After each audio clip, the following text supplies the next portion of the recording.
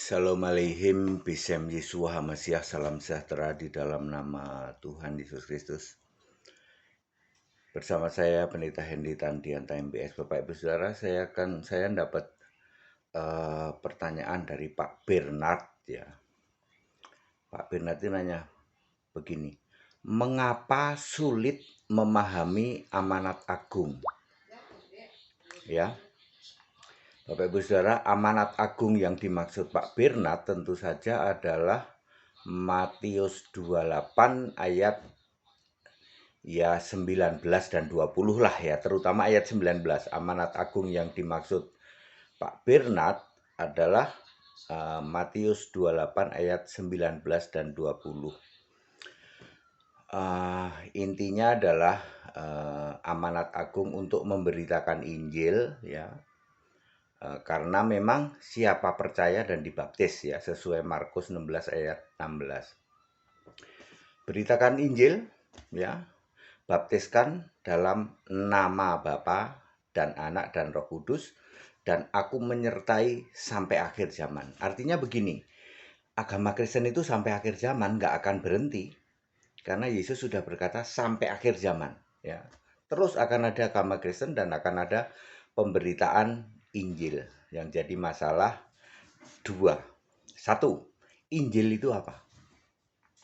Ya, sebelum kita membahas baptiskan dalam nama Bapa dan Anak dan Roh Kudus, Injil dulu. Ya, Injil itu apa? Injil itu kitab Pak Salah ya. Injil artinya Yesus. Jadi Yesus yang waktu itu sudah bangkit dari kematian menyuruh memberitakan Injil, jadikan semua bangsa murid. Kenapa dijadikan murid ya? Ya, pertama beritanya harus Injil. Injil itu artinya Yesus. Jadi Yesus beritanya apa dong? Ya, waktu itu Yesus sudah naik ke surga. Yesusnya harus satu-satunya Allah. Yesus Allah, Yesus itu Kristus, Yesus itu Mesias, Yesus itu juru selamat, satu-satunya penguasa, satu-satunya yang di tahta surga. Itu berita Injil.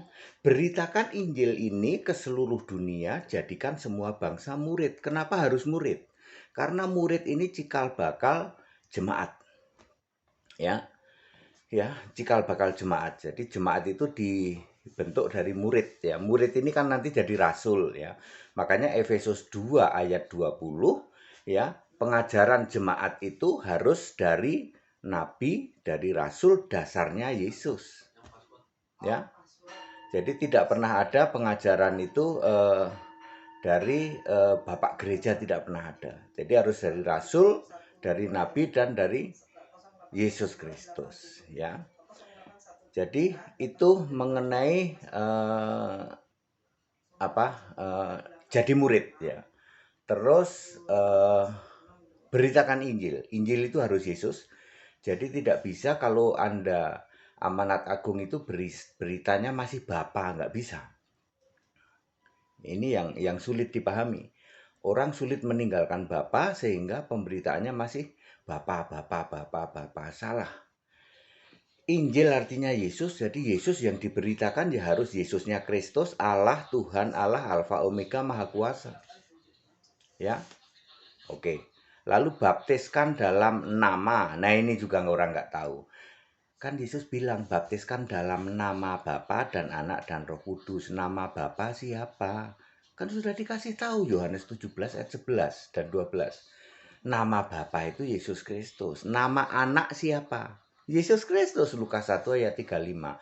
Nama Roh Kudus siapa? Yesus Kristus. Yohanes 14 ayat 26. Jadi Yesus mengatakan baptiskan dalam nama Bapa dan Anak dan Roh Kudus. Maksudnya baptislah dalam nama Yesus Kristus. Lalu semua rasul melakukan itu. Kisah 2 ayat 38 baptis dalam nama Yesus Kristus. Kisah 10 ayat 48 baptis dalam nama Yesus Kristus. Kisah 8 ayat 16 baptis dalam nama Tuhan Yesus. Kisah 19 ayat 5 baptis dalam nama Tuhan Yesus. Kok tidak ada yang baptis dalam nama Bapa, Anak, Roh Kudus? Kan Yesus nyuruh dalam nama. Orang mesti cari tahu dong nama Bapa siapa, nama Anak siapa, nama Roh Kudus siapa. Ya, perintah amanat agung itu sebenarnya simpel, masalahnya adalah orang tidak paham. Lalu disinilah sumber penyimpangan itu. Disuruh membaptis dalam nama Yesus, malah membaptis dalam nama Allah Bapa, Allah Anak, Allah Roh Kudus. Ya salahmu di situ. Ya, disuruh memberitakan Injil, yang diberitakan malah kitab Matius, Markus, Lukas, Yohanes. Injil itu bukan kitab, Bapak Ibu. Injil itu Yesus, makanya Injil itu selalu ditulis I huruf besar. Ada Injil Anak Allah, Markus 1 ayat 1. Ada Injil Yesus. Ada loh Injil Yesus. Berapa ya? Mungkin di kitab Roma ada. Lalu itu Yesus anak manusia. Lalu ada Injil Kristus.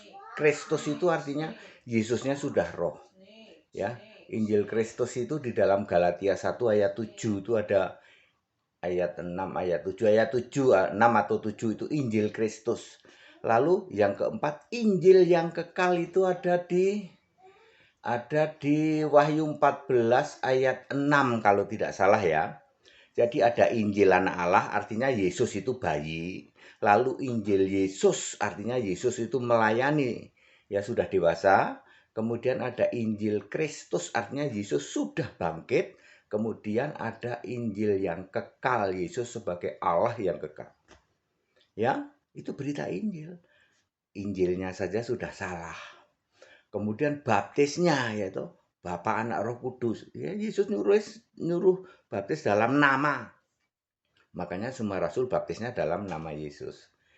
Ya, kemudian jadikan murid. Murid ini cikal bakal jemaat.